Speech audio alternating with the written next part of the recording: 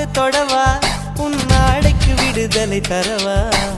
அவசரம் கூடாது அனுமதி தரும் வரையில் பொதுவா நான் சொன்னா நீ சொன்னபடி கேட்கும் சாது இது போன்ற விஷயத்தில் உன் பேச்சு உதவாது மெல்ல இடையினை தொடுவாயா மெல்ல உடையினை களைவாயா